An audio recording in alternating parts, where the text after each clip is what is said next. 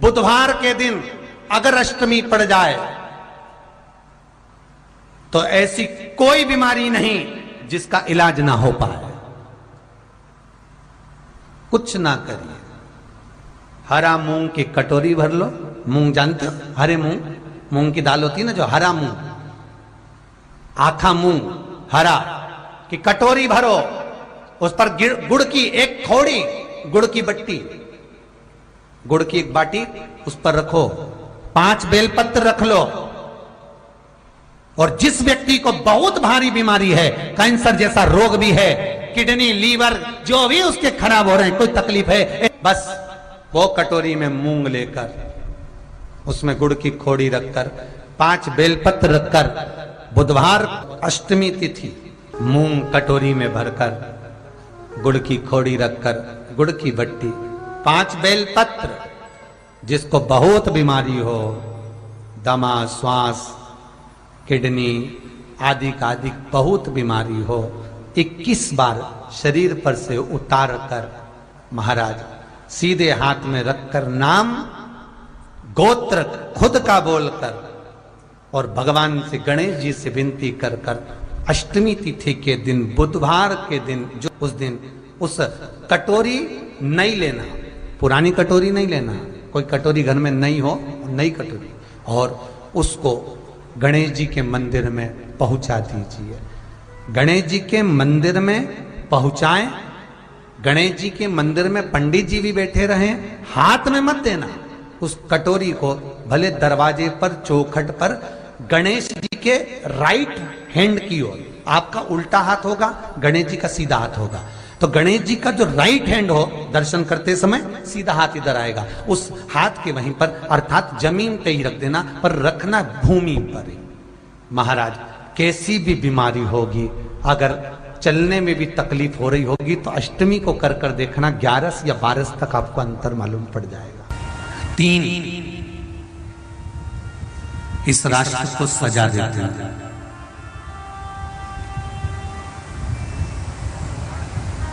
सती, सन और सूर्य। सती, संत और सूर्य इस राष्ट्र को सजाते हैं, श्रृंगार करते हैं, और 3 इस राष्ट्र को लजा देते हैं। कपटी, कायर और कपूत।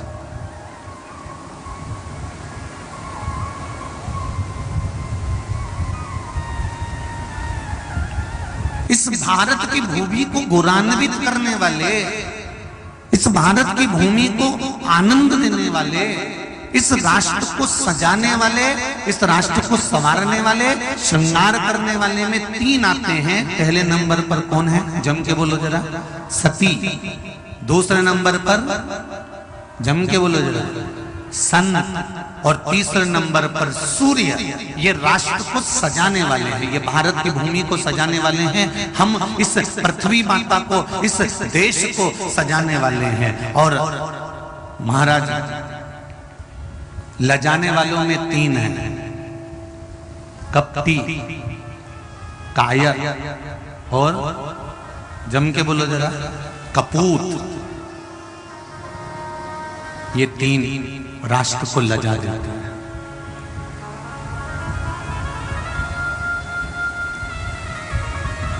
एक कपट करने वाला,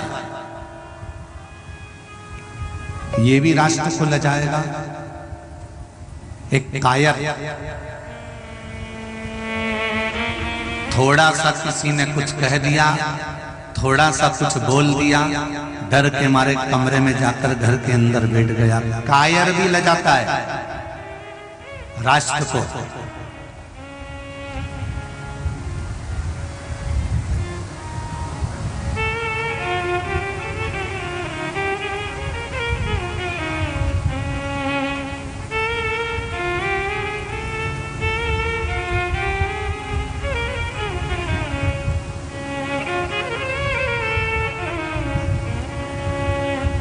कपटी, कायर और कपूत, जिसको माता ने जन्म दिया और ये सोच कर जन्म दिया कि ये दुनिया का आदर करेगा, सम्मान करेगा, सत्कार करेगा, बड़ों का आदर करेगा, माता पिता की सेवा करेगा, घर के बुजुर्गों का आदर करेगा, सम्मान करेगा, सत्कार करेगा, माता पिता जब बीमार होंगे तो हॉस्पिटल लेकर जाएगा, दवाई दिलाएगा, कुछ सेवा में लगा रहेगा, और मालूम पड़े वो सब कुछ छोड़कर कहीं मांसाहार में पड़ा हुआ है, कहीं मदिरापान में पड़ा हुआ है, कहीं वेश्यावृत्ति में पड़ा हुआ है, कहीं जुए में पड़ा हुआ है, कहीं गलत काम में पड़ा हुआ है, गलत मित्रों की संगति में पड़ा हुआ है, तो ये कपूत ही तो हुआ।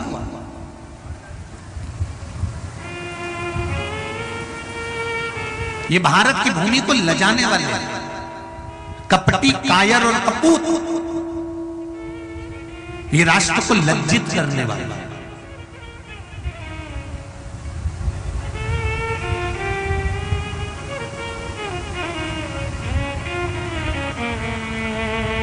कितनी विचित्र थी वो माता अनसुईया जी, सतियों की गिनती में आती है माता अनसुईया।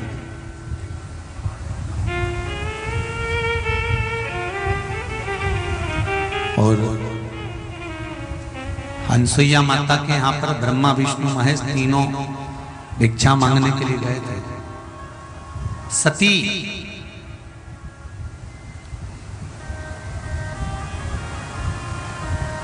केवल एक माता अनसुईया ऐसी थी जिसने सातित्व लोक बनाया था,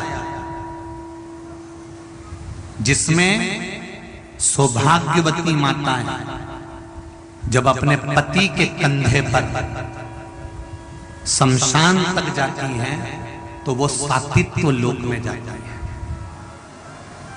सातित्व लोक। और एक बार माता पार्वती जी ने शिव जी से प्रश्न किया, बहुत बहुत सावधानी से सुनना, नर्मदा शिव महापुराण की कथा चल रही है, कई लोगों के मन का प्रश्न हो सकता है इस कथा के माध्यम से मिल जाए। एक बार माता पार्वती जी ने शिव जी से एक प्रश्न किया, भोलेनाथ बाबा। शिव जी ने कहा, हाँ बोलो पार्वती, क्या बात है, क्या हुआ, क्या हुआ, क्या ये बोलो। पार्वती जी ने कहा भोलेनाथ जी से, बाबा मेरे मन में एक प्रश्न, क्या जो पति के कंधे पर शमशान तक जाती है, अपने पुत्र के कंधों पर शमशान तक जाती है, मांग में सिंदूर भरा हुआ, हाथों में चूड़ला भरा हुआ, पांव में पायल, पैर में बिछुड़ी पहनी हुई, हाथ में मेहंदी लगी हुई, पांव में महापूर लगा हुआ, जो शमशान तक जाती है वो सातित्व लोक में जाती है। पर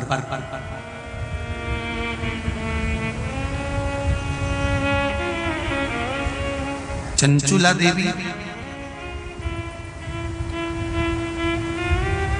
जिसका पति बिंदु मर चुका है, प्राण छोड़ चुका है, वो विधवा हो चुकी है, बेधव्य हो चुकी है।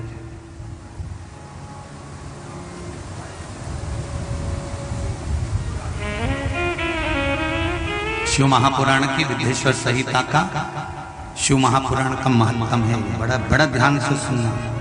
चंचुला देवी तो बेधव्य हो चुकी है, बेधव्यता धारण कर ली है उसने, और चंचुला देवी बेधव्य हो गई है। तो मां पार्वती जी कर रही है भोलेनाथ जी से,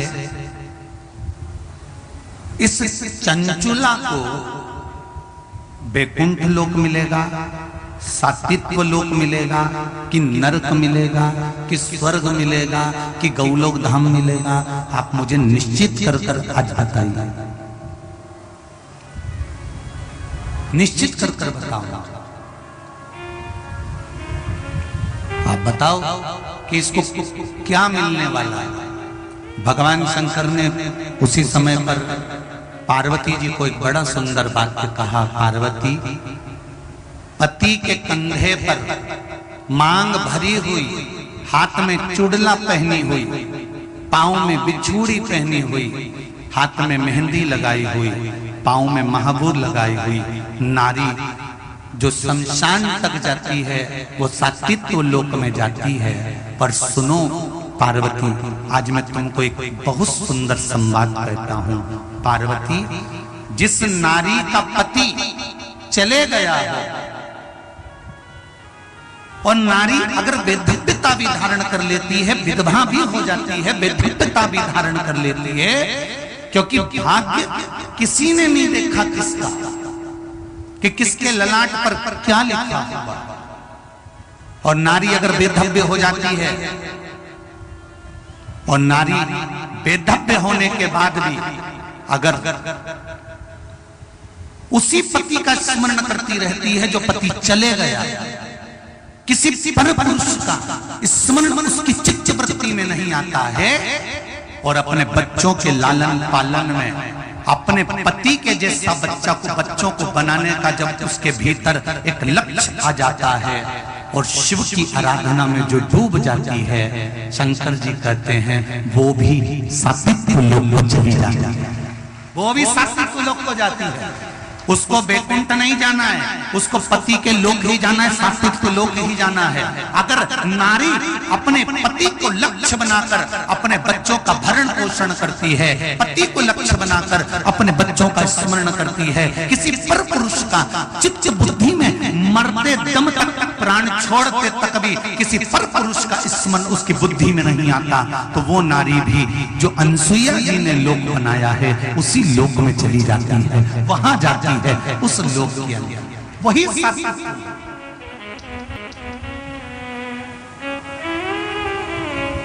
इसका कोई संवाद है आपके पास?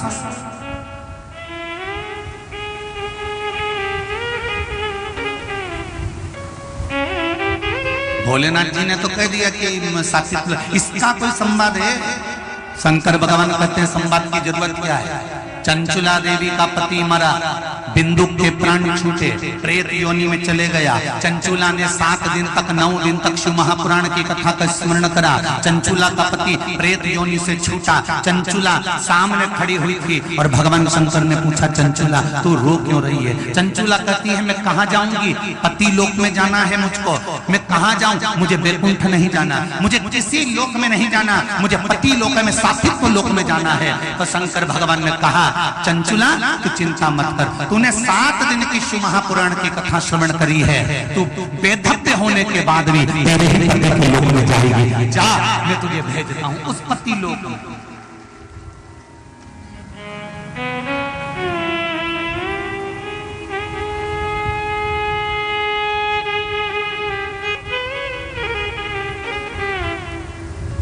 एक प्रश्न आया था, किसी ने कहा था व्हाट्सएप पर कि गुरुजी कथा में माताएं ज्यादा क्यों जाती हैं, और शिव महापुराण में देखो तो माता ही माता मिलेगी, शिव पुराण में तो लेडीज इतनी सारी जाती है, उसका कारण क्या है? हमने कहा शिव महापुराण की वायव्य संहिता को पढ़ी है, वायव्य संहिता में शिव महापुराण के वर्णन किया गया कि वायव्य संहिता में शिव महापुराण के कहा गया कि नारी का जो गर्भ होता है, गर्भ में जो बच्चा होता है 3 महीने का, 2.5 महीने का, 2 महीने का, 4 महीने का, अगर बच्चा शांत हो गया होता है, अधोगति में बच्चा मर गया होता है, जन्म लेने के बाद कुंवारी अवस्था में बच्चा मर गया होता है, या नारी जिस घर के अंदर रहती है उसका ससुराल और उसके मायका, इन दोनों कुल के अंदर अगर कोई अधोगति में कुंवारी अवस्था में 4 महीने का, 3 महीने का, 7 महीने का, 6 महीने का अगर कोई बच्चा मर गया होता है, अवर्षण हो गया होता है, तो उस नारी पर एक पाप कर्म का कलंक लग जाता है।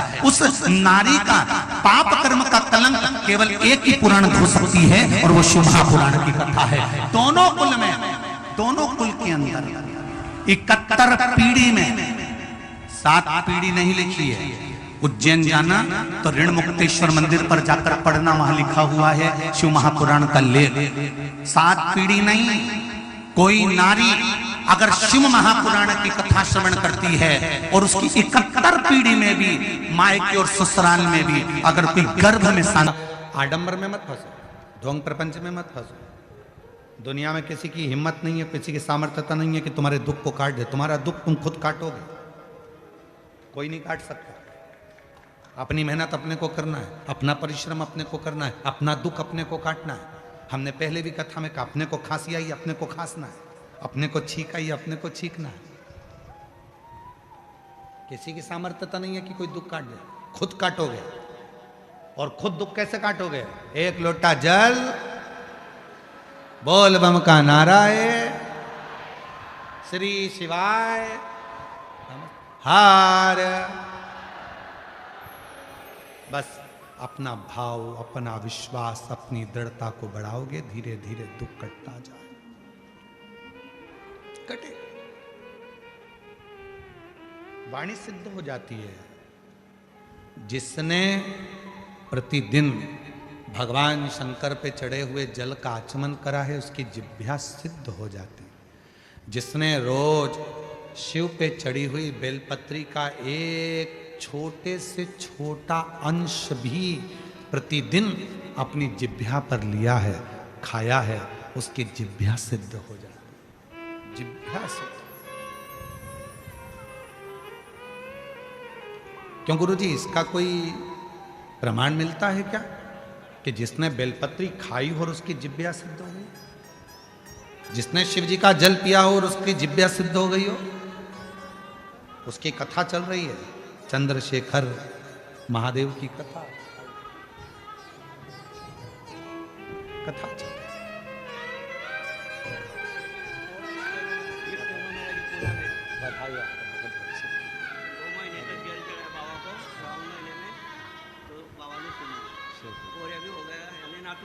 हम बधाई। बाबा जी कह रहे हैं, मेरे बेटे का जॉब सरकारी नहीं लग रहा था, पुणे की कोर्ट में स्टेनोग्राफर के पद पर नियुक्त हो गया। बाबा ने जेब भी भर दी और मेरी बहू की गोद खाली थी, वो गोद भी भर दी। बाबा ने शिव पर चढ़े हुए जल पीने से जिह्वा सिद्ध हो जाती। हमें सिद्ध करने का कोई मंत्र नहीं आता, हमें कोई साधना नहीं आती, हमें कोई व्रत नहीं आता, हमें कोई तप नहीं आता। लोग कहते हैं इस मंत्र को सिद्ध कर लो, लोग कहते हैं रुद्राक्ष को सिद्ध कर लो, लोग कहते हैं इसको सिद्ध कर लो, लोग कहते हैं उसको सिद्ध कर लो। हम कहते हैं कुछ मत करो, शिव जी पे चढ़े हुए जल को पीना प्रारंभ करो। रोज शंकर जी पे चढ़े हुए थोड़ा सा जल आचमन करना प्रारंभ कर दो। प्रतिदिन एक दिन भी खाली नहीं जाना चाहिए। एक ना एक दिन तुम्हारी जिह्वा सिद्ध हो जाएगी। तुम जिससे जो कहोगे वो अपने आप काम होना प्रारंभ हो जाएगा। जिह्वा मेरा तू ही तो हमदर्द है, जिसे हर दर्द कहता है। मेरा तू ही तो हमदर्द है, जिसे हर दर्द कहता है। जिह्वा सिद्ध हो।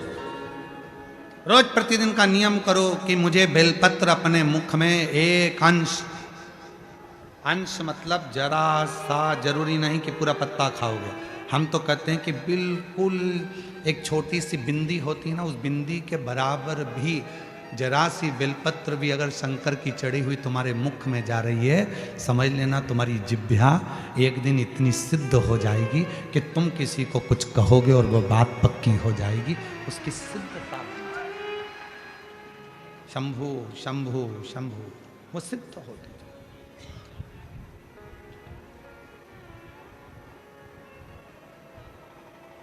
सिद्ध कर,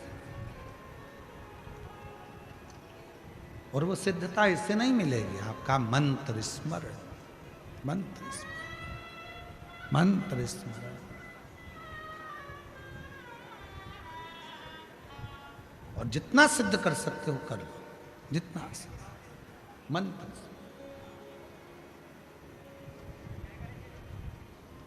मदनासुर सतयुग का एक ऐसा असुर था। मदनासुर एक ऐसा असुर, सारे देवताओं का तप कर लिया था, आखिरी में उसने शिव जी की तप करा। मंत्र नहीं जानता था, साधना नहीं जानता था, व्रत नहीं जानता था, उपास नहीं जानता था। अब असुर तो असुर है, उसको कौन बताए कि कैसे तप साधना करना। गया एक बार एक जगह पर एक भक्त को देख लिया था, शिव जी के, शिव का भक्त शंकर जी पे जल चढ़ाता था। मदनासुर ने जल चढ़ाते देखा, फिर देखा वो भक्त पत्तियां तोड़कर लाता था, शिव जी को समर्पित कर देता था। मदनासुर ने वो भी देखा, वो भी देखा। फिर देखा उसने कि वो भक्त शिव जी पर पत्र चढ़ाता था और वो पत्र को उठाकर पा लेता था। भक्त ने वो भी देखा, निरंतर देख रहा।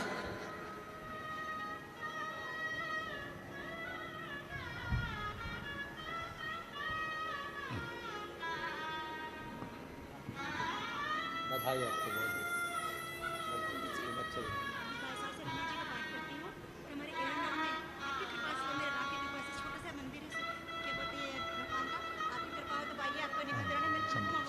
बहुत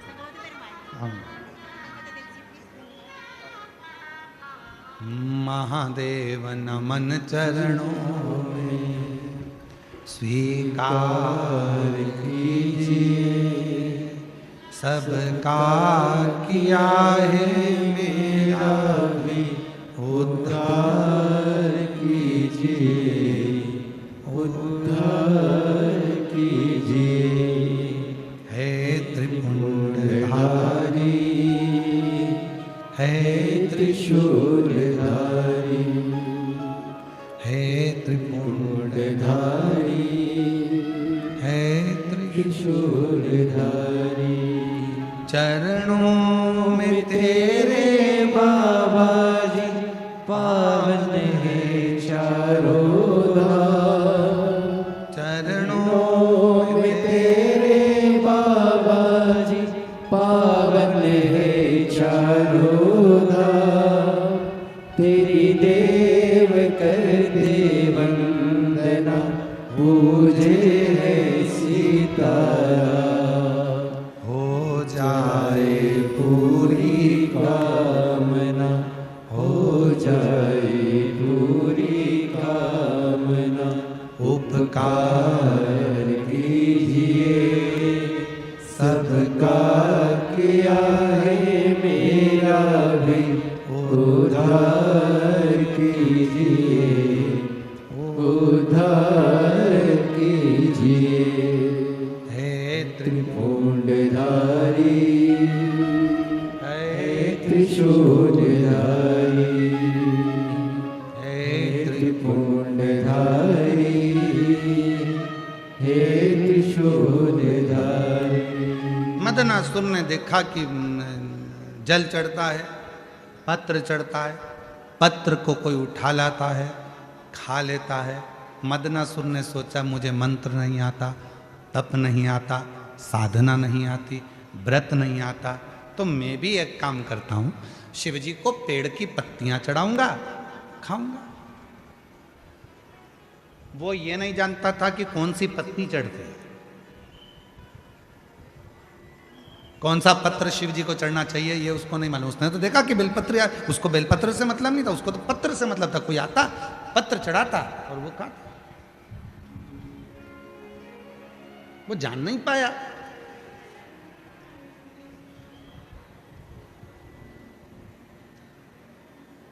मदनासुर ने बहुत घोर तप नहीं किया, शिव जी पे पत्र चढ़ाता, उस पत्ती को खाता।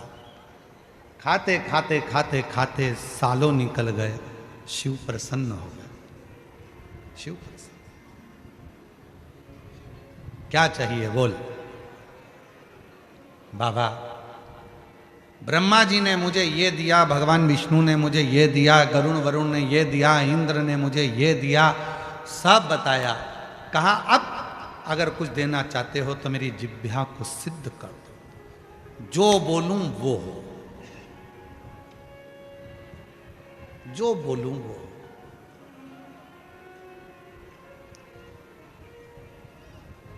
शिव जी तो शिव जी थे, रोज बेलपत्र खाने वाले की जिह्वा शिव सिद्ध कर देते हैं। रोज शिवलिंग पे चढ़े हुए जल पीने वाले की जिह्वा शिव सिद्ध कर देते हैं। और रोज जो अपने मुख से श्री शिवाय नमस्तुभ्यम कहता है उसकी जिह्वा और मुख शिव सिद्ध कर देते हैं। शिव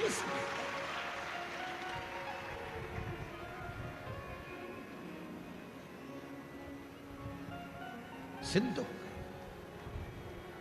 मदनासुर वर देता हूं, तेरी जिह्वा आज से सिद्ध होती है। तू जिस जिह्वा से जो बोलेगा वो होगा।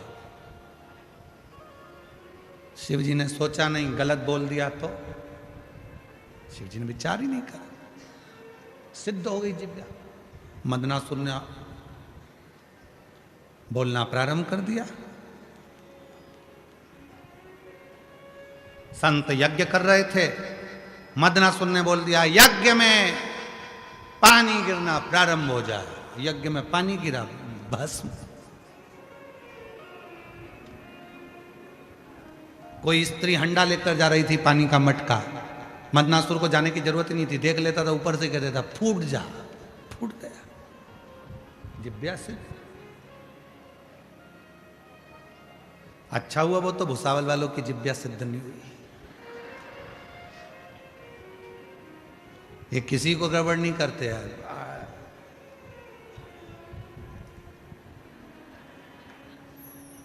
फालतू की बात कहना मत। बोलूं अभी बोलूं।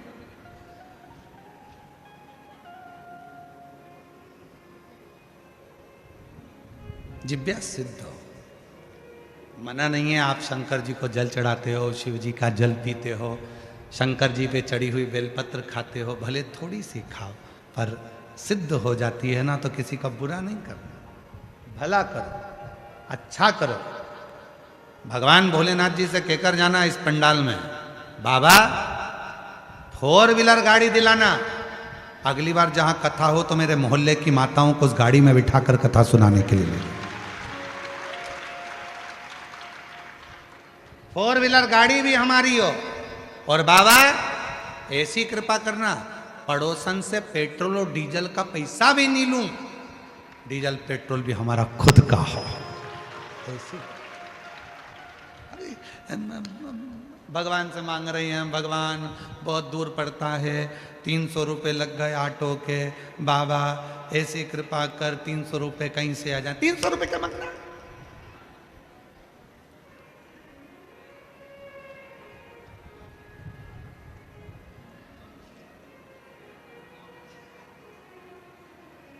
पड़ोसन से झगड़ा हुआ, भगवान से कह रही है, भगवान वो कमलाबाई बड़ी दुखदाई, इतनी तकलीफ दई, बाबा कुछ कर। अब कमलाबाई के पीछे पड़ी। अरे क्या करना कमलाबाई से?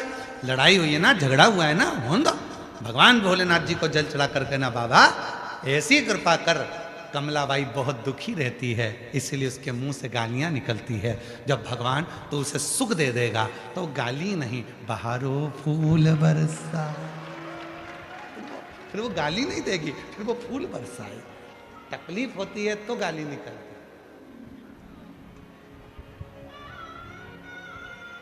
अगर तकलीफ होगी ही नहीं तो गाली क्यों निकलेगी? तू कृपा कर। और कृपा की ना हो जो आदत तुम्हारी, तो सुनी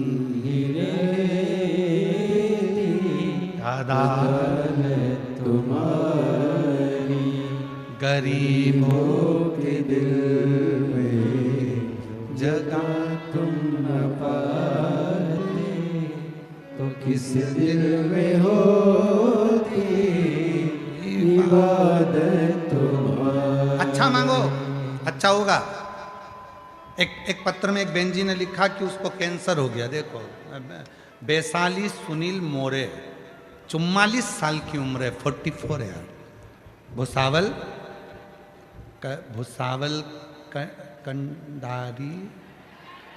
भुसावल कंडारी की रहने वाली हूँ। कहीं बैठी हो आप ही हैं? आ जाओ, आ जाओ, आ जाइए। भुसावल कंडारी की रहने वाली हूँ, मेरा मोबाइल नंबर ये है। गुरुदेव 5 अक्टूबर को हॉस्पिटल गई थी, बाबा ब्रेस्ट कैंसर की गांठ बता दी थी, कैंसर भी 3rd स्टेज का हो गया था। गुरुदेव सारा घर घबरा गया। तब पहली बार आपके मुख से कथा मोबाइल पर सुनी थी, तो बेटे से कहा कि डॉक्टर ने कहा है कि ऑपरेशन कराना पड़ेगा और 3rd स्टेज का कैंसर हो गया, ब्रेस्ट कैंसर। बेटे से कहा कि 15 दिन मांग ले तू डॉक्टर से, 15 दिन के बाद में अपना ऑपरेशन कराएंगे, जब तक सीहोर की कावड़ भरा रही है। तू एक काम कर, बेटे को कहा कि तू कावड़ यात्रा में जा, सीहोर की कावड़ भरना। प्रदोष की कावड़ थी, कावड़ का जल सीवन नदी से लिया, कुबरेश्वर धाम पर चढ़ाया, थोड़ा सा जल लेकर आया, मुझको दिया। 15 दिन डॉक्टर से मांगे थे कैंसर के ऑपरेशन के। डॉक्टर ने कह दिया था कि ये कैंसर पूरे शरीर में फैल चुका है, चांस कम है, बहुत कम। पर बाबा की कृपा देखिए गुरुदेव कैसी है। रुद्राक्ष शिव का चढ़ा जल लेकर ऑपरेशन के लिए गई। डॉक्टर ने कहा ये रुद्राक्ष और जल आप एक और बाहर रख दो और ऑपरेशन चालू हो। मैंने अपने डॉक्टर से कहा कि ये मेरे पास में रखकर आप ऑपरेशन करो, मुझे विश्वास है। आप कहते हो कि ऐसे ना जाने कितने ऑपरेशन होंगे, ये मेरा भरोसा कहता है कि मेरा ये आखिरी ऑपरेशन होगा, इसके बाद मुझे कैंसर भी नहीं होगा, ये मेरा विश्वास कहता है, भरोसा।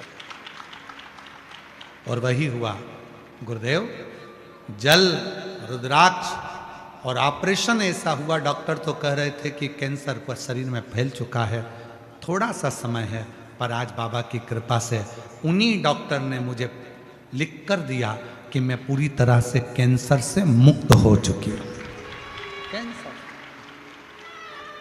पूर्ण कैंसर। किसने जिताया इनको कैंसर पर? खुद के विश्वास।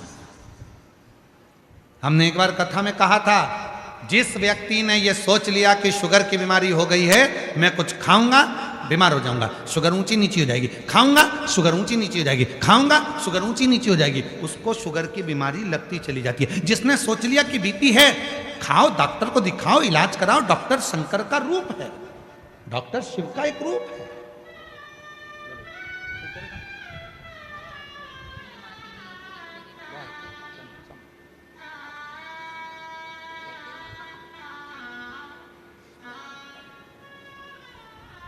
डॉक्टर शिव का एक रूप। अब ठीक है, संभव। एक बार जोरदार ताली बजाओ।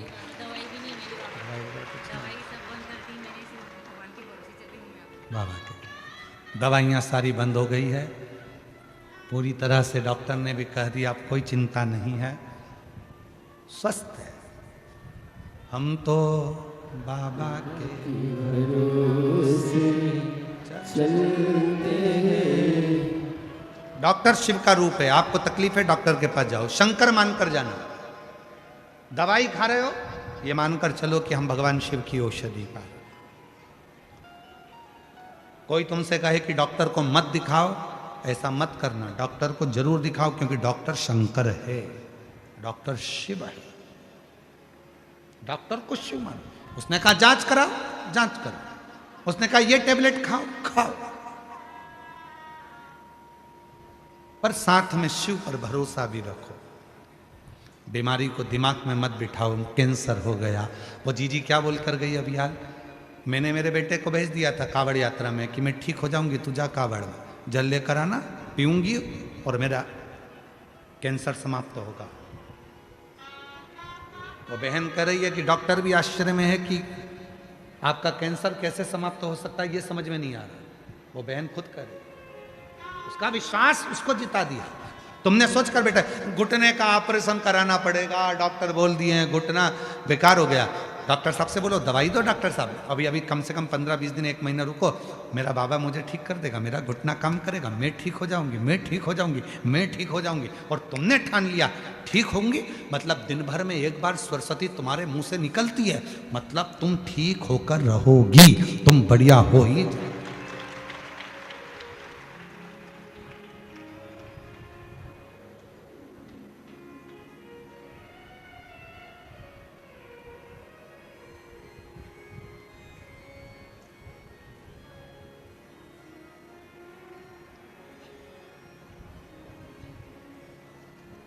कोई भी पूछे, कोई पूछे कैसे हो, तुम्हारे बच्चे कैसे, माझा मुलगा मुलगी चांगला है, ठीक है, उसमें क्या दिक्कत है, मस्त है।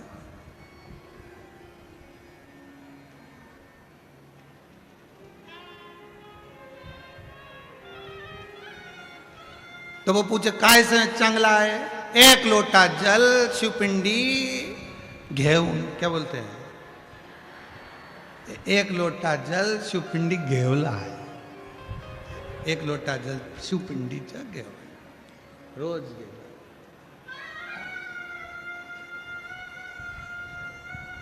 वो रोज शिव मंदिर जाते हैं, जल चढ़ाते, शिव का नाम लेते, भगवान भजन करते, बसते रहते।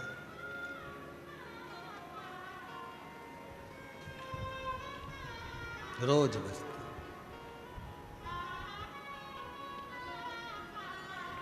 शिव को बसते हैं। मदनासुर की जिभ्या सिद्ध हो गई, वो सिद्ध जिभ्या से लोगों को तंग करने लगा, परेशान करने लगा, परेशान। कभी कभी लोग अपने आप में भी परेशान हो जाते हैं, ऐसा नहीं है कि नहीं होते। एक नई नवेली बहू आई, दही बहुत सारा रखा था, सास ने कह दिया दैया बिलोले माखन बना ले। और वो नवनीत बनाने के लिए, माखन बनाने के लिए बैठ गई, माखन बना रही थी। नई बहू थी, सिर पे पल्लू वल्लू रख के खूब जोरदार माखन बनाने के लिए जो बैठी और मक्खन जो बिलोने में लगी, और थोड़ी देर बाद आवाज लगाया, सासू जी सासू जी सासू जी। प्रसन्न होकर आई, बोल बेटा क्या हुआ? मक्खन आ गया। अब उसने जिंदगी में पहली बार तो मक्खन निकाला था, तो चिल्ला कर दौड़ी, मम्मी मम्मी सासू जी मक्खन आ गया।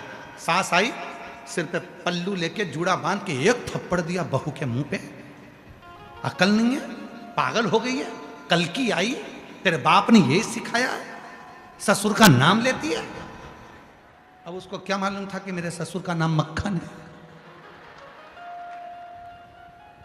लेती ही नहीं। पहले बताना था कि मक्खन ससुर का नाम, ससुर का नाम लेती, तेरे बाप ने यही सिखाया, दिया एक धर के। आज के बाद अगर ससुर का नाम लिया तो जीवान खींच लूंगी तेरी, ठीक है। 3 महीने के बाद सास ने फिर दही रख दिया, वो बिलोने बैठी, फिर बिलोते बिलोते फिर मक्खन आ गया, फिर चली जाए, सासू जी ओ सासू जी। सासू जी दौड़ कर आई, क्या हुआ? ससुरा हंडी में आ गया।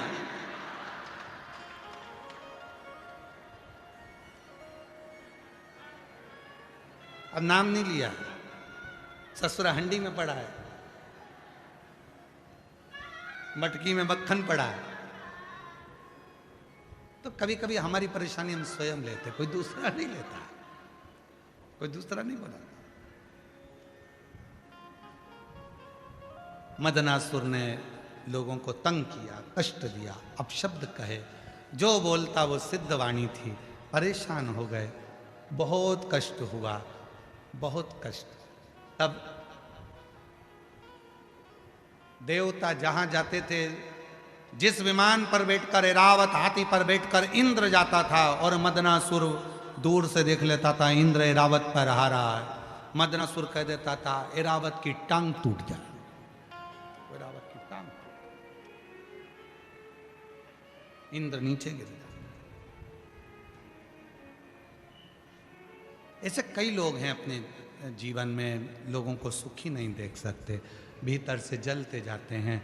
अरे भाई खुश होना चाहिए, पड़ोसी का बेटा डॉक्टर बन जाए खुश हो, बाबा ने बड़ी कृपा करी हमारे पड़ोस का लड़का डॉक्टर बन गया, कभी बीमार होंगी तो दिखा दूंगी। पड़ोसी की यहाँ 4 व्हीलर गाड़ी आ जाए, बाबा को धन्यवाद दो, पड़ोसी की यहाँ 4 व्हीलर गाड़ी आ गई। भगवान कृपा करना, कितनी अच्छी बहू आई है, 4 व्हीलर गाड़ी भी लाई है, कभी भी काम पड़ेगा तो 4 व्हीलर गाड़ी फ्री मिल जाएगी।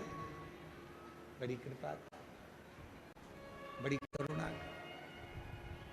भगवान को धन्यवाद दो, भगवान तूने 2-3 मकान दे दिए, बड़ा अच्छा करा। कभी भी सियोर वाला मारा जाएगा तो कम से कम हमारे मकान ढेर हो जाएगा, तूने बड़ी करुणा कृपा।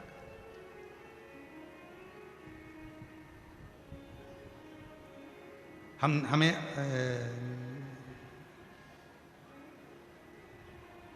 कहाँ विजय रतन भोई जी, हम कौन सी कॉलोनी में ठहरे हैं?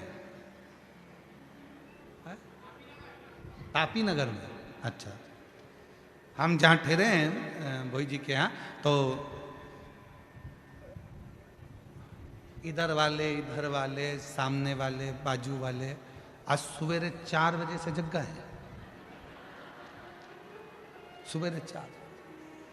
हमारा तो जब चल रहा था और हम खिड़की में से धीरे से देख रहे थे, ये बाहर आती अंदर जाती, बाहर आती अंदर जाती, बाहर आती। और 2-3 बार तो छोरा छोरी के दोच भी दिए, जाके देख क्या उठ के जा, जा, जा, जा, जा।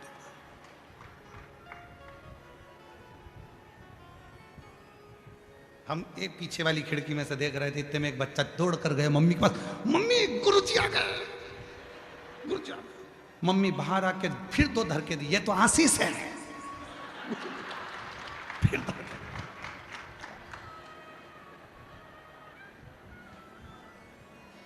एक तो मकान भी ऐसा है कि चारों तरफ खिड़की है।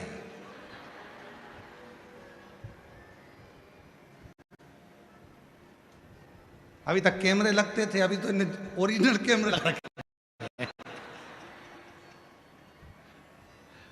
पर पूरी कॉलोनी तापी नगर पूरा मस्त है, शिव की कृपा से सब आनंदमय है। ये शिव की भजन, आनंद और भक्ति यही होना चाहिए, इसी में सुख है, वो सुख और कहीं, वो सुख और कहीं हो नहीं सकता। और शंभु शरणे मांगू घड़ी रे घड़ी, दुख काटो दया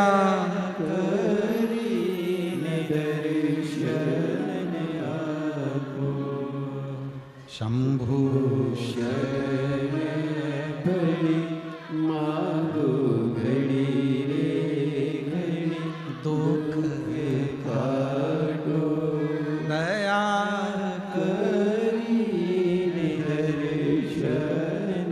शिव कथा कर रही है। मदनासुर की जिह्वा सिद्ध हो गई थी और वो सिद्धता का गलत फायदा उठा रहा। भगवान यदि तुम्हें धन दे, भगवान यदि तुम्हें संपदा दे, भगवान यदि तुम्हें वैभव दे, भगवान तुम्हें यदि सत्ता दे, उसका गलत फायदा मत उठाओ, अच्छा करो, बन सके दुनिया के लिए अच्छा ही अच्छा। कभी किसी के लिए गलत मत दो, गलत। कोई तुमको गाली दे, खुश हो। चंद्रशेखर शिव महापुराण की कथा चंद्रमौलेश्वर चल रही है, माताप्ती के तट पर भुसावल की पवित्र धरा पर चल रही है। दोपहर में 2 बजे से 5 बजे तक चल रही है। आज कथा का पहला दिन। आप पूरी कथा में सुनोगे कि चंद्रदेव ने जितना अपमान किसी देवता का नहीं करा, उतना शिव जी का करा। ब्रह्मा जी ने जितना अपमान किसी का नहीं करा, उतना शिव जी का करा। इंद्र ने जितना अपमान किसी का नहीं करा, उतना शिव जी का करा।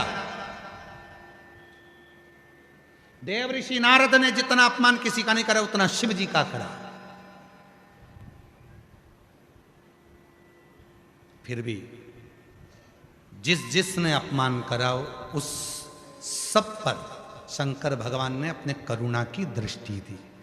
चंद्रदेव को रोग हुआ, उसने शिव जी का अपमान भी करा, तो भी शिव जी ने उनको अपने मस्तक पर बिठाया। इंद्र ने अपमान करा पर इंद्र की सत्ता चली गई, तब इंद्र को सत्ता पर बिठाया। नारद जी ने अपमान करा तो भी नारद पर करुणा कर कर तुमरुका जी से कथा श्रवण कराई। ब्रह्मा जी ने अपमान करा तो ब्रह्मा जी के कटे हुए सिर को बड़ का पेड़ बनाकर बटकेश्वर बन गए। शिव जी ने किसी का अपमान नहीं करा, सबका सम्मान, चाहे दुनिया के लोग कितना भी अपमान कर दे।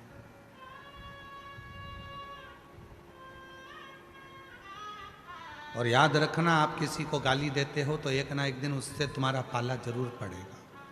आप किसी को अपशब्द कह रहे हो तो एक ना एक दिन उससे तुम्हारा पाला जरूर पड़ेगा, उसकी जरूरत तुम्हें पड़ेगी। इसलिए वाणी ऐसी ना बोलिए जिससे किसी को तकलीफ हो, किसी को कष्ट हो।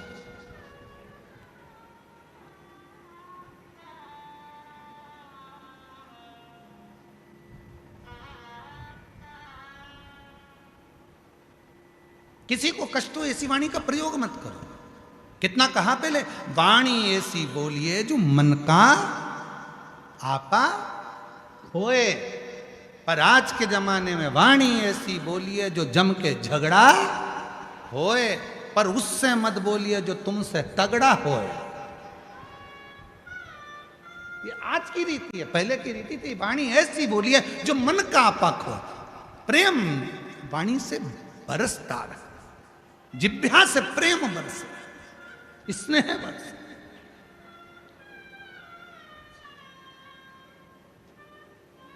और मेरा निवेदन मेरी जीजियों से, मेरे जीजाओं से, बेटियों से, बेटाओं से, चंद्रशेखर महादेव की कथा चल रही है, चंद्रमौलेश्वर महादेव की शिव महापुराण की कथा चल रही है। आप सबसे एक निवेदन करना चाहूँगा, जितने भी शिव भक्त यहाँ कथा श्रवण करने के लिए आ रहे हैं, जितने भी शिव भक्त, आप सबसे निवेदन करूँ कि प्रयास करो, प्रयास करो। आपके पास में अगर कोई रुमाल है, कोई नेपकिन है, कोई कुछ बैग है, पर्स है, उसमें एक चावल का दाना कथा के पूरे 7 दिन रखो और प्रैक्टिकल करके देखो। जब 7वां दिन हो, उस चावल के दाने को किसी भी शंकर के शिवलिंग पर समर्पित कर कर बाबा से अपने मन की बात कहकर देखो। चंद्रशेखर की कथा तुम्हें रोग से मुक्त कर देगी, तकलीफों से दूर कर, कष्टों से।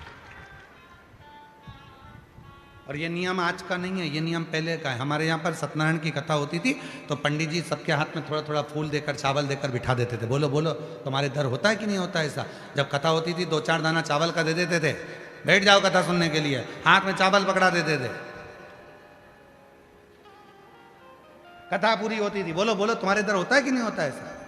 जब कथा होती थी सत्यनारायण जी की, भगवान की कोई कथा होती थी, या माताएं अपनी कथा पढ़ती है, कोई तीज की कथा, चतुर्थी की कथा, पंचमी की कथा, चतुर्थी की कथा, कोई कथा पढ़ती है तो हाथ में 2-4 दाने चावल के लेके बैठ जाती हैं, कथा सुनती हैं, फिर वो भगवान को समर्पित कर देती। ये आज का नियम नहीं, पुराना नियम है। किसी से पूछना कि चावल के दाने हाथ में लेकर कथा श्रवण करने का क्या फल होता है?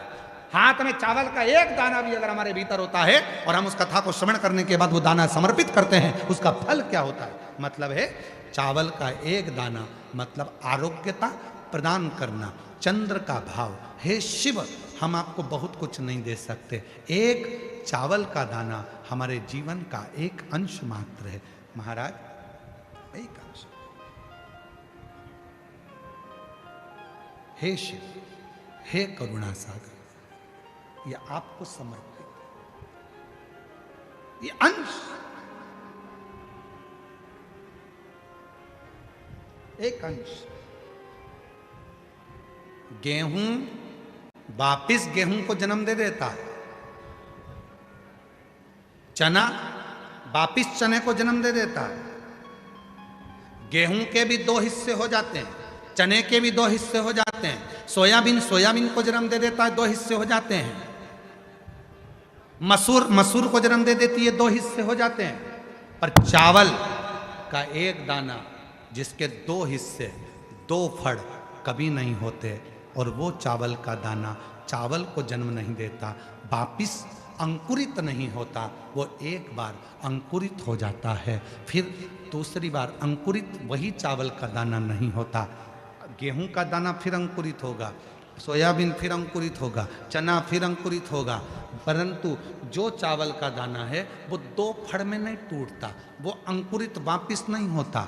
वो चावल का दाना एक बार शिव का हो गया, मतलब दो भागों में नहीं बटा है। हे शिव, मैं एकाकार तेरे चरणों में हूँ। मैं फिर संसार सागर में तेरा होकर आया था, तेरा रहना चाहता हूँ। संसार सागर में अंकुरित नहीं होना चाहता, पूर्ण तेरा हो जाऊं, तुझ पर आश्रित हो जाऊं, तुझ पर समर्पित हो जाऊं। चावल का दाना हमें औषधि तक प्रदान करता है। सबसे पहला अन्न है चावल, अक्षत। सबसे पहला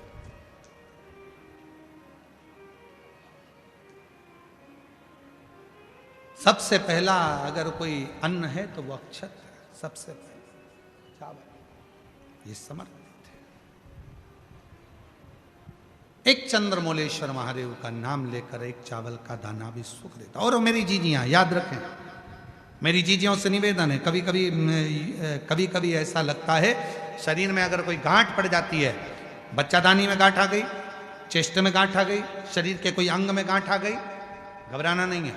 डॉक्टर का इलाज करवाओ, दवाइयां लो, साथ में एक नियम बनाओ, प्रदोष काल में 2 दीपक शिव जी के मंदिर में लगाओ और एक चावल का दाना शंकर भगवान पे चढ़ाना प्रारंभ करो। वही चावल के दाने को वापिस उठाओ।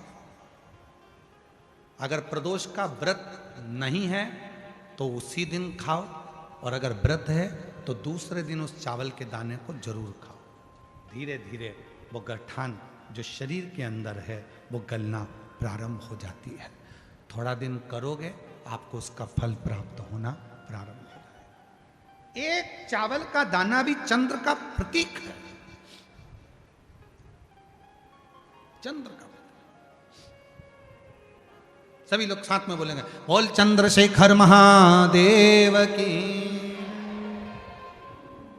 एक चावल का दाना चंद्र का प्रतीक। जिभ्या, मदनासुर की जिभ्या बहुत उत्पात मचा, बहुत।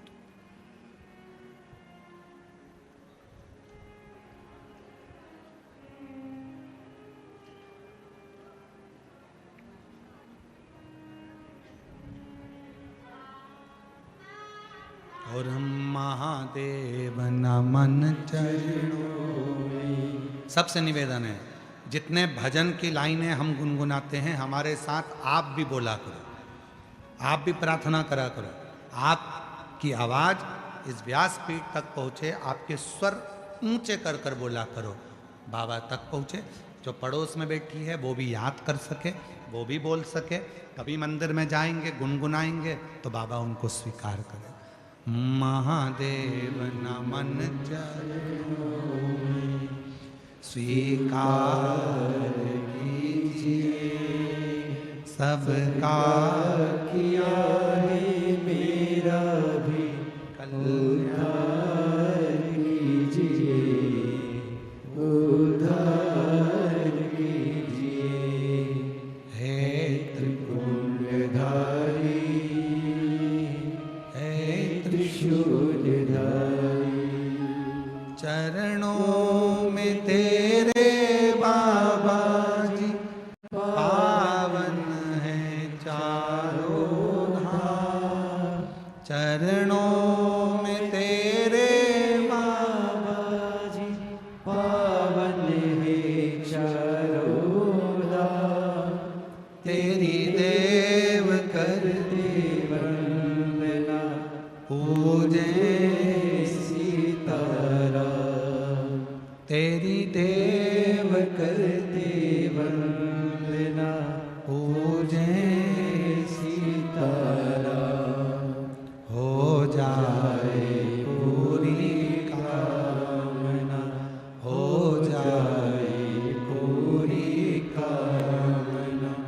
उपकार कीजिए, सबका किया है मेरा भी उद्धार कीजिए, उद्धार कीजिए।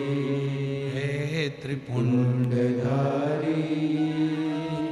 हे त्रिशूलधारी, हे त्रिपुंडधारी, हे त्रिशूलधारी, शिव से प्रार्थना, मदनासुर की जिह्वा सिद्ध तो हो गई, पर गलत प्रयोग किया, गलत।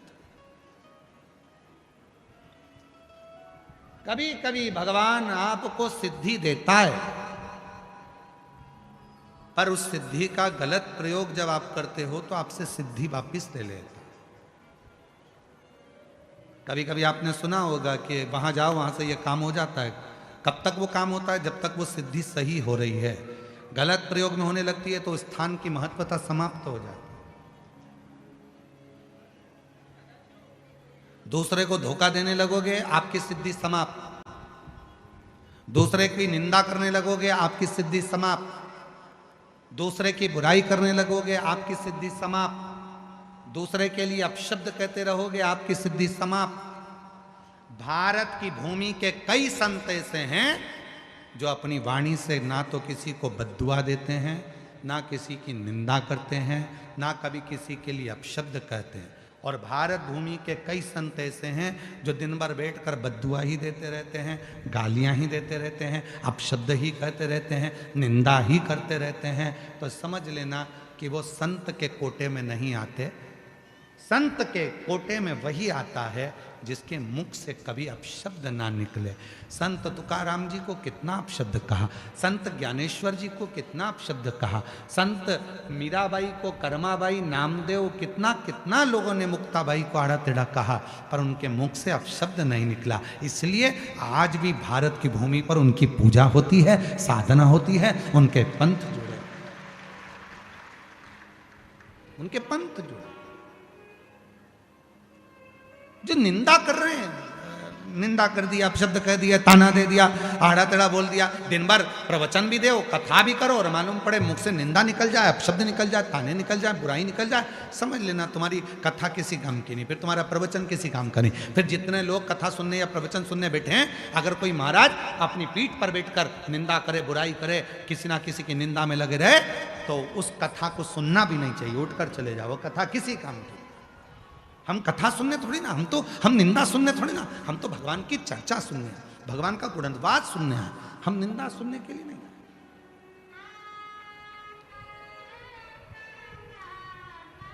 हम निंदा सुनने नहीं आए, कथा सुनाओ, श्री शिवाय नमस्तुभ्यम, भगवान की लीलाओं का गुणगान करो।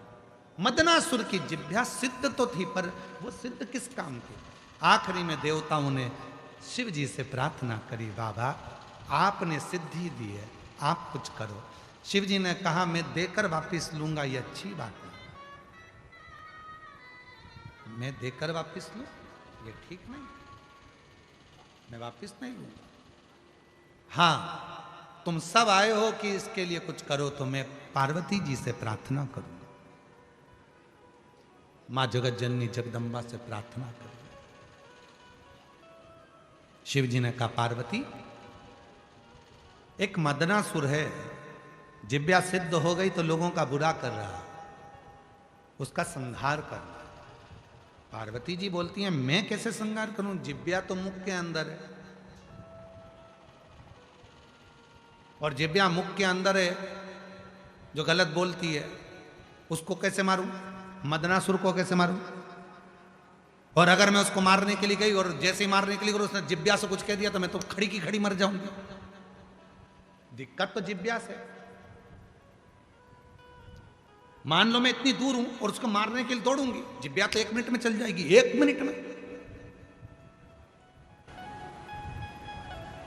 हमने कथा में कहा था, बंदूक की गोली चलती है, तलवार चलती है, चक्कू चलता है, भाला चलता है, थप्पड़ चलता है, लात चलती है, ये सब बाद में चलते हैं, पहले जिह्वा चलती है। अगर जिह्वा ना चले तो बंदूक की गोली भी ना चले, अगर जिह्वा ना चले तो चक्कू भी ना चले, अगर जिह्वा ना चले तो तलवार भी ना चले। ये तलवार कब चलती है? जब जिह्वा चलती है। आप आड़ा टेढ़ा बोलोगे तलवार चलेगी, आड़ा टेढ़ा बोलोगे झगड़ा होगा तो बंदूक की गोली चलेगी। कब चली? जब ये जिह्वा चली। तो जिह्वा पर कंट्रोल कर लिया तो ये कुछ चलने वाला है ही नहीं।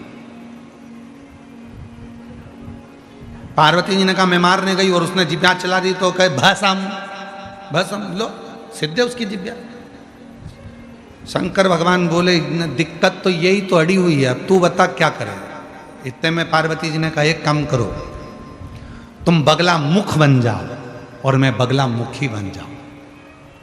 बगला मुखी? हाँ, जब तुम बगला मुख बनोगे, बड़े सुंदर से दिखोगे।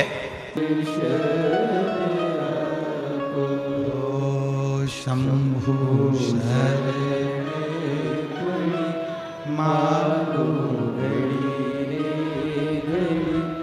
दुख काटो दया करी दर्शन तो यहाँ केवल कथा सुनने के लिए हम नहीं आए, यहाँ हमारे बाबा से हम बात करने के लिए, अपने पिता से बात करने के लिए। इतनी चिलचिलाती हुई गर्मी, पार्किंग भी बहुत दूर। इधर वालों की पार्किंग का तो हमको नहीं मालूम, पर हम जिधर से आए तो उधर का देखा था, बहुत दूर। सिर पे बोरी, अभी हम देख रहे थे ऐसा माथे पे बोरी रख के और इधर छोरा छोरी रख के और श्री शिवाय नमस्तुभ्यम, श्री शिवाय नमस्तुभ्यम, श्री शिवाय नमस्तुभ्यम, श्री शिवाय नमस्तुभ्यम, और चले जा रहे चले जा रहे चले जा रहे बोरी लेके से।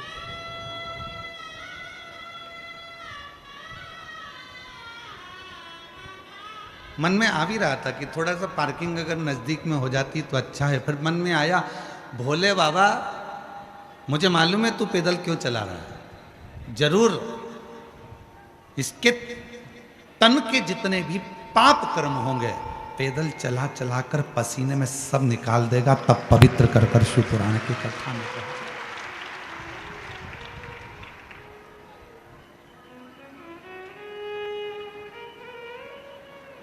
और पार्किंग पे कुछ लोग हमने देखा, जब वहां पर बैरिकेड पे कार्यकर्ता खड़े थे, पुलिस वाले खड़े थे, तो कुछ लोग अपनी जबरदस्ती भी कर रहे थे, हटो, पहचानते नहीं मेरे को। वो उनकी भाषा में बोल रहे थे, मराठी भाषा में, हमको इतना ध्यान नहीं आता है। वो कुछ कुछ भाषा समझ में आ जाती है पर पूरी पूरी नहीं आती। हटो, तुम हमें पहचानते नहीं हो। उनको देखकर भी आनंद आ रहा था कि बताओ, जरा सी पहचान पार्किंग से अंदर लेकर आ जाती है, तो भोलेनाथ जी से थोड़ी सी पहचान हो जाए तो वैकुंठ का दरवाजा भी अंदर प्रवेश कराए। थोड़ी सी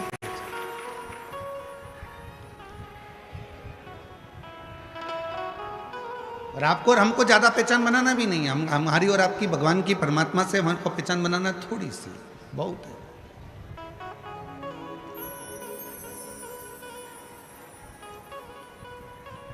और वो थोड़ी सी पहचान जब हमें, और देखो पहचान की तो बात है, थोड़ी सी पहचान तुम्हारी हुई, थोड़ी सी जान पहचान तुम्हारी हुई तो तुम आगे आके बैठ गए। थोड़ी सी जान पहचान।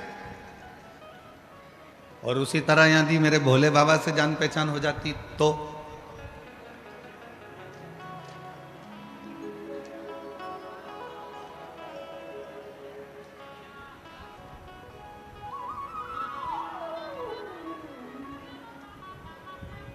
अभी आशीष जी बोल रहे थे, गुरुजी आपने बोला था चंद्रमौलेश्वर कथा को बांचेंगे आप भूसावल में। तो जैसे आशीष जी ने बोला तो हमारे स्मरण में आया कि भगवान शंकर ने चंद्रमा अपने मस्तक पर क्यों धारण किया।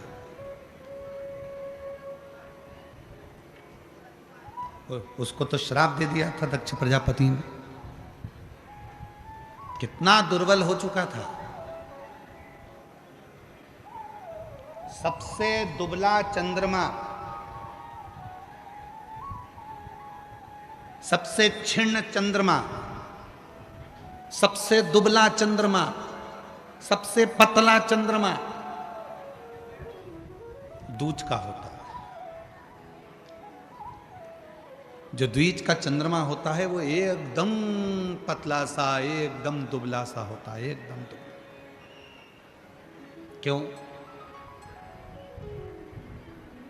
शिव महापुराण की कथा कहती है कि चंद्रमा को रोग लग गया था।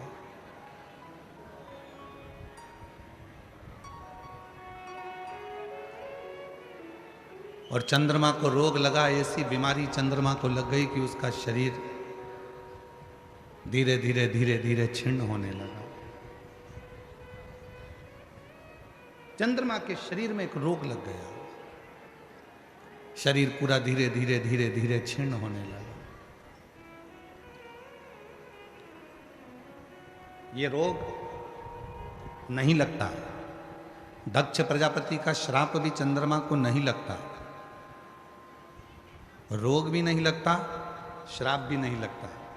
लगने का कारण केवल एक था, स्वयं चंद्रमा। दुनिया में किसी की सामर्थ्यता नहीं है कि कोई आपका बुरा कर दे। दुनिया में किसी की सामर्थ्यता नहीं है कि कोई आपका बुरा कर दे। दुनिया में किसी की सामर्थ्य नहीं है कि कोई आपको श्राप भी दे दे, क्योंकि श्राप देने वाला व्यक्ति भी ऐसा होना चाहिए कि जिसकी जिंदगी में कभी कोई निंदा ना हो। श्राप देने वाला व्यक्ति भी ऐसा होना चाहिए जिसकी जिंदगी में कोई पाप ना हो। श्राप देने वाला व्यक्ति भी ऐसा होना चाहिए जिसकी जिंदगी में उसने कभी किसी का दिल ना दुखाया हो। श्राप देने वाला व्यक्ति भी ऐसा होना चाहिए जिसने अपनी जिंदगी में कभी किसी के लिए आड़ा टेढ़ा ना कहा हो। श्राप देने वाला व्यक्ति भी अपनी जिंदगी में ऐसा होना चाहिए जिसने जीवन में किसी का दिल ना दुखाया हो। श्राप देने वाला व्यक्ति भी ऐसा होना चाहिए जिसके एक एक रोम से 3.5 करोड़ रोम में से केवल भगवान का नाम निरंतर निकल रहा हो। ना भूख लगे, ना प्यास लगे, ना कहीं जाना, ना कहीं आना, ना अपने भवन से निकलना, ना कहीं भवन से बाहर जाना, केवल भजन केवल भजन केवल भजन में डूबा रहे, तो उसका श्राप लग सकता। पर आज का व्यक्ति कहे मैं तुझे श्राप दे दूंगा तो कितना हो, दे दे, ला, कोई दिक्कत नहीं है, उसमें कोई टेंशन नहीं चाहिए, दे दे।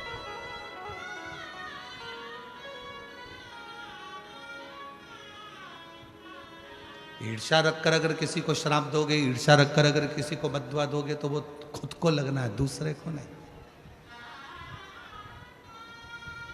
किसी की सामर्थ्यता नहीं है कि कोई तुम्हारा बुरा कर दे। बुरा कौन करता है? अपन स्वयं। कई माताएं ऐसी हैं, कई भाई ऐसे हैं, कई जीजी ऐसी हैं, कई जीजा ऐसे हैं, कई बेटियां ऐसी हैं, कई बेटा ऐसे हैं। एग्जाम देने जा रहे हैं तो भी मन में सोच रहे हैं, मुझे लगता है कि मेरा ये वाला पेपर बिगड़ेगा।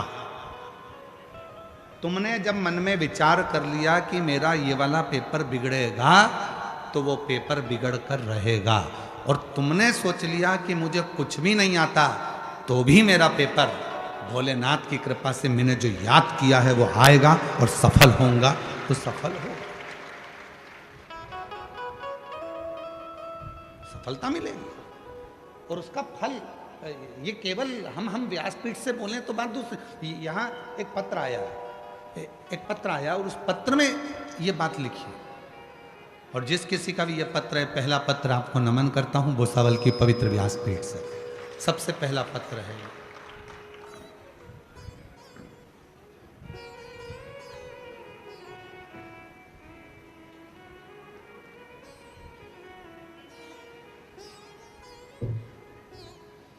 मेरा नाम निशा भरत जोशी, मैं नंदुरबार में रहती हूँ। कहीं बैठी हो, नंदुरबार से आई हैं। मेरा नाम है निशा भरत जोशी, मैं नंदुरबार में रहती हूँ। कहीं बैठी हो तो हाथ हिला सकती हैं। नंदुरबार से आई हैं? अच्छा, बाजू वाले पंडाल में, ठीक है, आ जाइए। अच्छा, ठीक है, आ जाओ। मेरा नाम निशा भरत जोशी है, मैं नंदुरबार में रहती हूँ, गुरुदेव। मेरी शादी को 11 साल हो गए थे,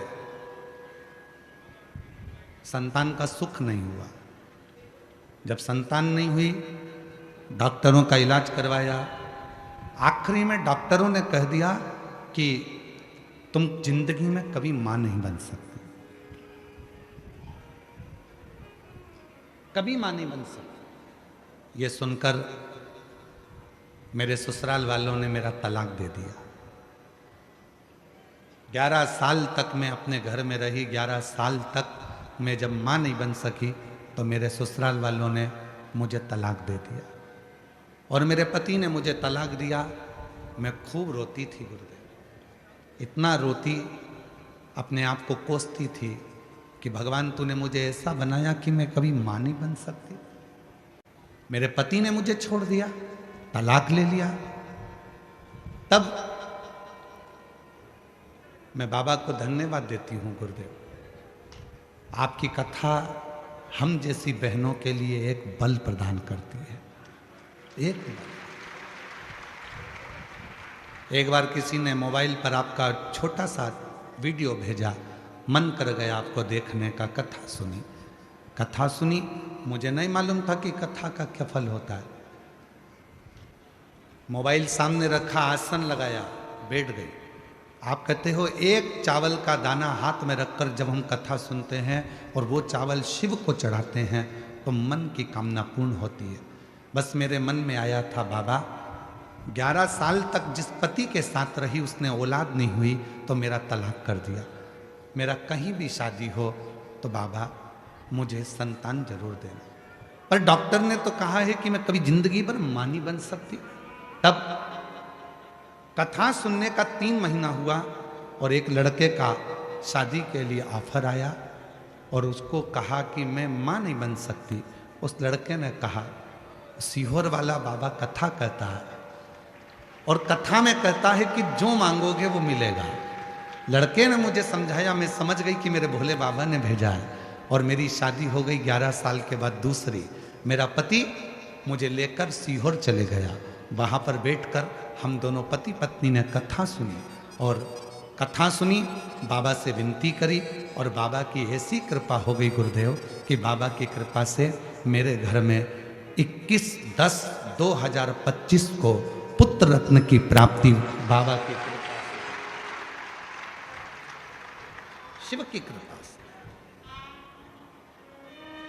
और जो जैसी भावना लाया वो वैसा ही फल पाया, नहीं खाली उसे लौटाया, वो मन ही मन हर्षा, और कर दिया माला माल काशी वाले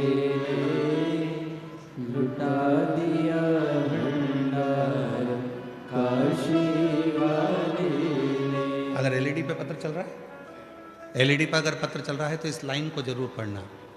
मेरे पति ने मुझसे कहा, संतान का सुख ऐसा नहीं है कि नहीं मिलेगा। मेरे पति ने मुझे दिलासा दिया कि ऐसा कुछ भी नहीं होगा, बाबा सबकी सुनता है, हमारी भी सुनेगा। और बाबा ने आखिरी में संतान का सुख।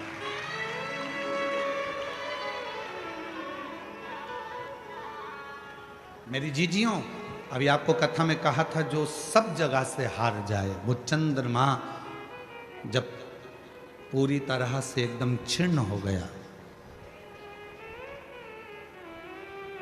वो चंद्रमा जब पूर्ण तरह से छिन्न हो गया, छिन्न, एकदम दुर्बल, एकदम दुर्बल।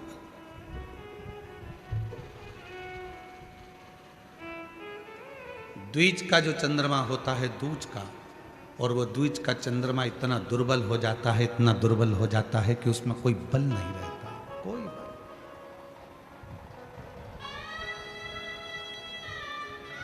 और याद रखना, जब व्यक्ति सब जगह से ठोकर खा लेता है, हर जगह से उसको धक्का मिलता है, हर जगह से उसको परेशानी मिलती है, और आखिरी में जब वो शंकर जी को 1 लोटा जल चढ़ाना प्रारंभ करता है तो शिव जी उसको अपने मस्तक पर बिठा लेते हैं। शिव अपने मस्तक। बोल चंद्रशेखर महादेव की, तापती माता की। चंद्रमौलेश्वर है, चंद्रशेखर है, चंद्रशेखर। दरबार में भोले बाबा के दुख दर्द मिटा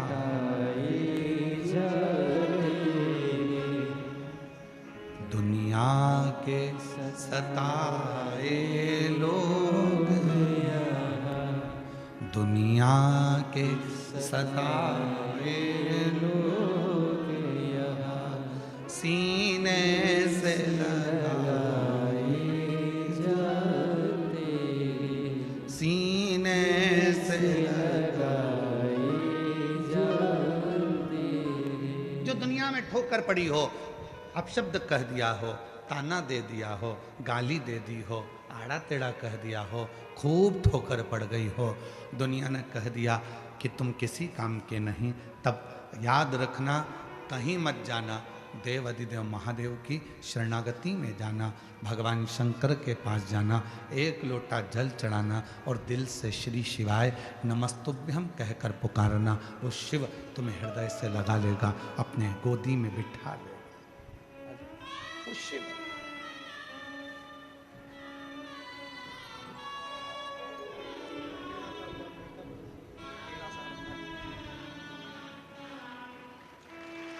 शंभो शंभो जैसी भावना लाया वो। डॉक्टर मना कर दिए थे, 11 साल ससुराल वालों ने तलाक दे दिया, कोई बात नहीं, पति ऐसा मिला दूसरा, उसने कह दिया क्यों चिंता करती है, वो सबको देता है तो क्या तुझे नहीं देगा। कहा डॉक्टर मना करें, पति कहता है वो सीहोर वाला बाबा है, बैठ के कथा तो सुन, झोली भर ही देता है, वो दे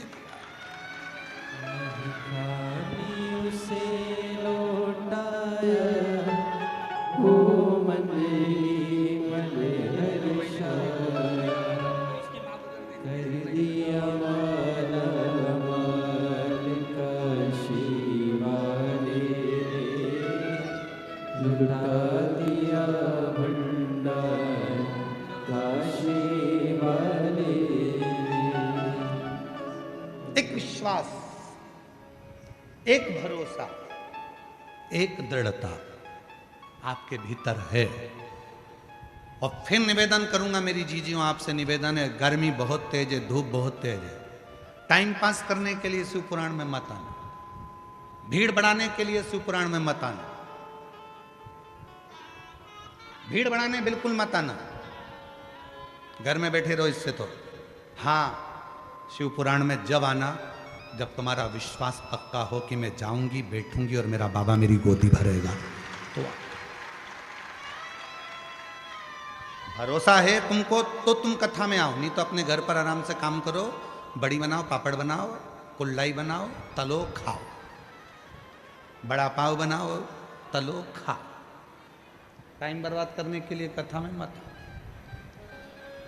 विश्वास है सुनूंगी, ताप्ती माता के तट पर कथा हो रही है, भूसावल में पहली बार मेरा कुबरेश्वर बाबा आया है, सुनूंगी, वो मेरी गोदी में भर कर देगा, भंडार भर देगा, तो आओ मत। और जितने आस्था चैनल पर सुन रहे हैं, जितने सोशल मीडिया पर सुन रहे हैं, जितने टीवी पर कथा सुन रहे हैं, आपसे भी निवेदन है, मां ताप्ती के तट से आप ये शिव पुराण की कथा भूसावल महाराष्ट्र की पवित्र भूमि से श्रवण कर रहे हो, आप दिल से इस कथा का तत्व ग्रहण करो, दिल से। पवित्र संतों की भूमि है भूसावल, भूसावल के आसपास में संत ही संतों का निवास रहा है, एक तरफ धुनी वाले दादा, एक तरफ गजानन महाराज, एक तरफ गुलाब राव जी, एक तरफ अन्य अन्य संतों की नगरी, ये भूसावल की धरा रही, कोई छोटी मोटी धरा नहीं है भूसावल की। जो कथा आस्था चैनल पर सुन रहे हैं, फेसबुक यूट्यूब पर सुन रहे हैं, उनसे भी निवेदन करूंगा, तुम्हारा मन में विश्वास है, कथा सुनने के लिए बैठे हो, एक चावल का दाना अपने हाथ में लेकर बाबा से विनय कर कर, बाबा से प्रार्थना कर कर उस कथा को सुनो, और आखिरी में तुम्हारे घर में जो शिवलिंग है उस पर वो चावल का दाना समर्पित करो, दिल से, समय बर्बाद ना करो। और जो जैसी भावना लाया वो वैसी नहीं खाली उसे लौटाया, वो मन ही मन और कर दिया माला माल काशी वाले ने लुटा दिया भंडार काशी वाले ने। सभी को आता है क्या बोलना? अरे जम के तो बोलो। तो तुम लोग काय को बोल रहे हो? तुम चुप रहो, तुम लोग बोलो। लुटा दिया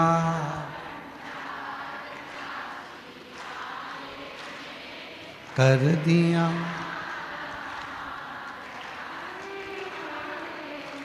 जो जैसी भावना लाया, वो वैसा ही फल पाया।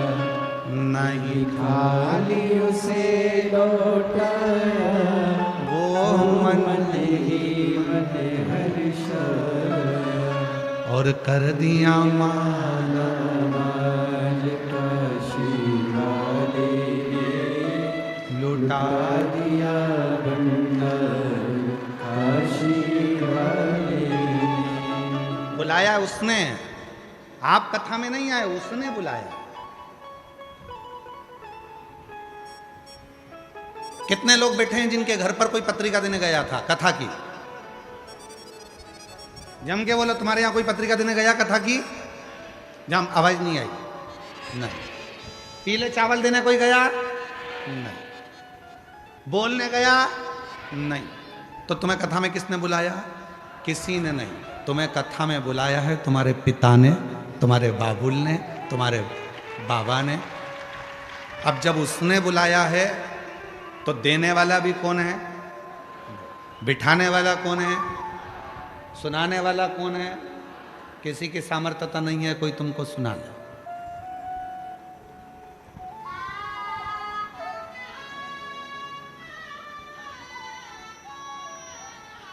मैं इस भोई परिवार को, श्री रतन जी को, पुष्पा जी को, श्री विजय रतन जी को, विजय जी को, अजय जी को, इन सबको बहुत बहुत साधुवाद देता हूँ। कम से कम आपके माध्यम से कितने सारे शिव भक्त इस पवित्र कथा को श्रवण करें। कितने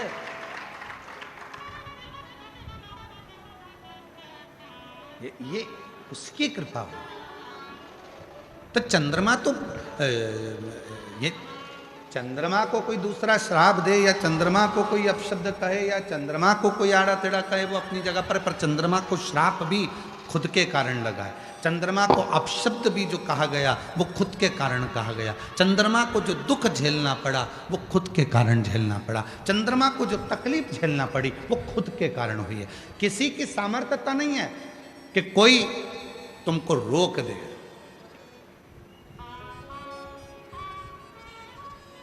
किसी की सामर्थ्य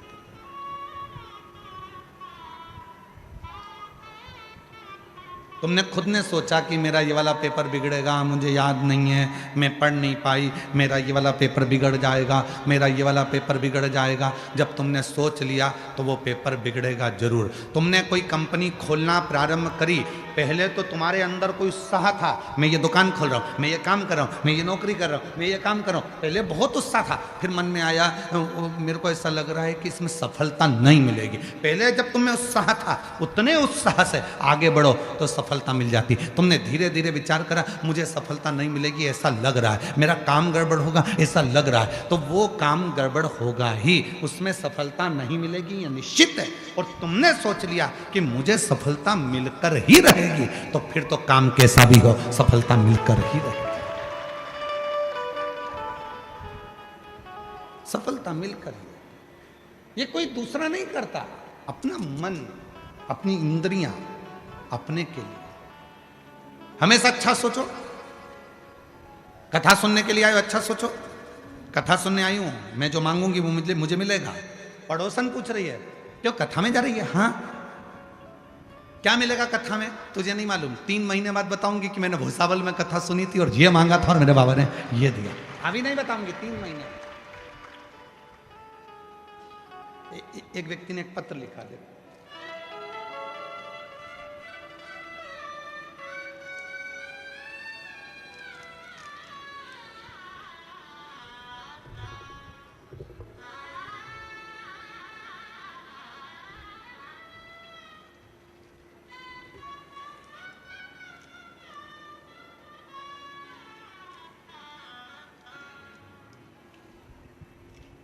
सुरेखा राजेंद्र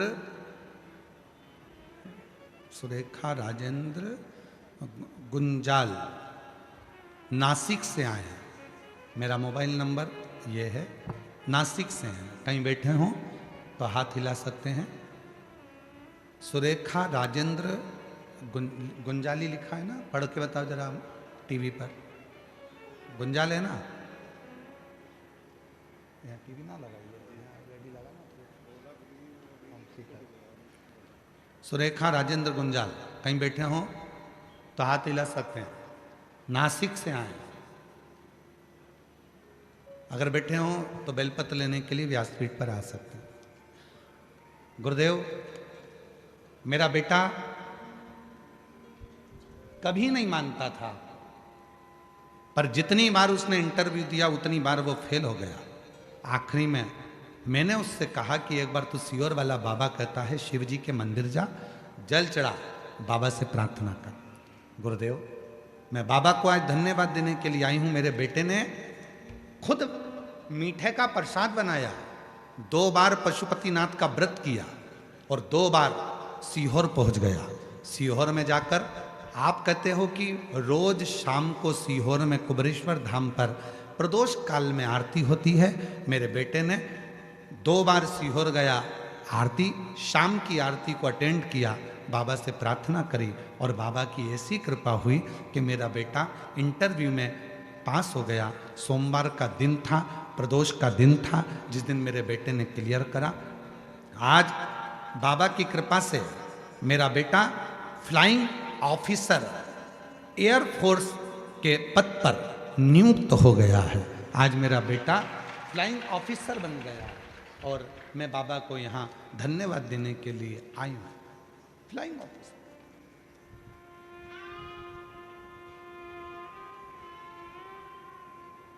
मत मानो, पर घर के माता पिता जब बोले, एक विश्वास जब आपके अंदर जागृत हो जाए और विश्वास भरोसा दृढ़ हो जाए, तब शिव देना प्रारंभ करता। हार गए, हिम्मत हार गए, हर जगह से परास्त हो गए, ठोकर लग गई, हर जगह से कह दिया गया कि तुम नहीं हो सकते, तब उस पर भरोसा करो, उस पर केंद्रित हो जाओ।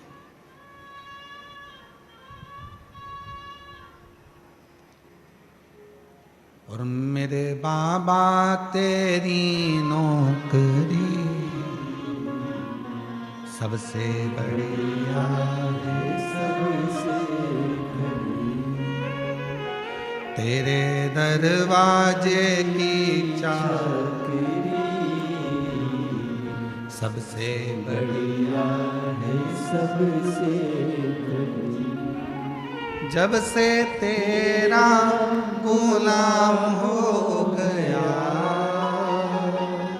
तब से मेरा भी नाम हो गया। जब से तेरा गुलाम हो गया,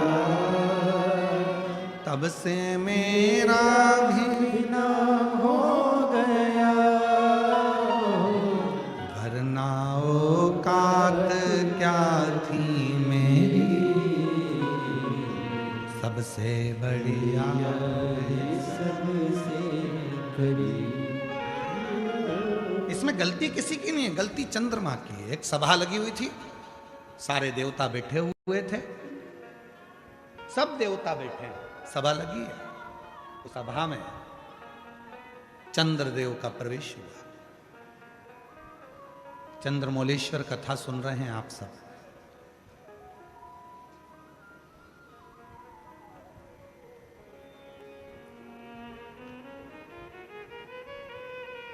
चंद्रमा का प्रवेश हुआ। चंद्रमा के जन्म की 2 कथा थी। एक समुद्र का मंथन होता है तो 14 रत्न में समुद्र मंथन में चंद्रमा प्रकट होते, विष्णु पुराण। श्रीमद् भागवत कथा कहती है कि आंत्री ऋषि के नयन अश्रु, अनसुईया जी के प्रेम भाव के अश्रु, दोनों का मिलन होता है तो चंद्रमा प्रकट होता है। 2 कथा था।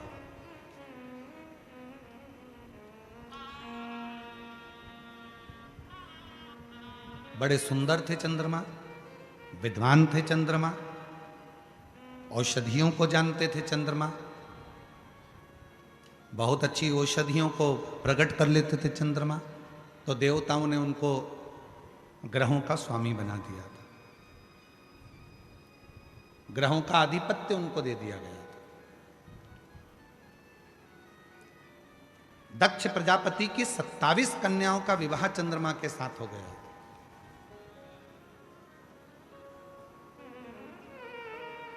अब इतनी विद्वत्ता देखी तो देवताओं ने उनको ग्रहों का स्वामी बना दिया, ग्रहों का स्थान दे दिया। पर कभी कभी ऐसा होता है कि जिस व्यक्ति को बहुत सम्मान मिल जाता है, बहुत आदर मिल जाता है, बहुत सत्कार मिल जाता है, तो उसके मुख पर अभिमान, उसके मुख पर अहंकार प्रकट होने लगता है। अभिमान आ जाता है।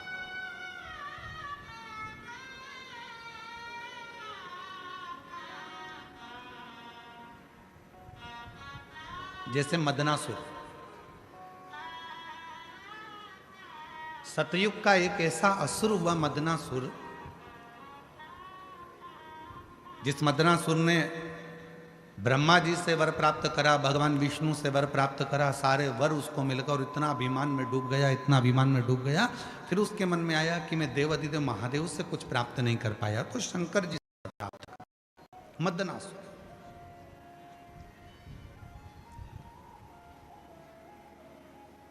और शिव तो सरल हैं। शंकर भगवान कभी तुम्हारी वीआईपी वस्तुओं से प्रसन्न नहीं होते।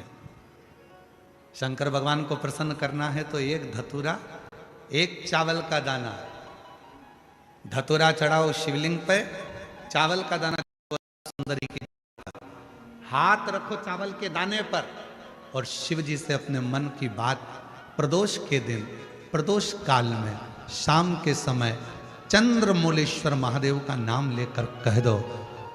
3 महीना तो जाने दो, 3 दिन में वो बाबा मुराद पूर्ण करना प्रारंभ कर दे।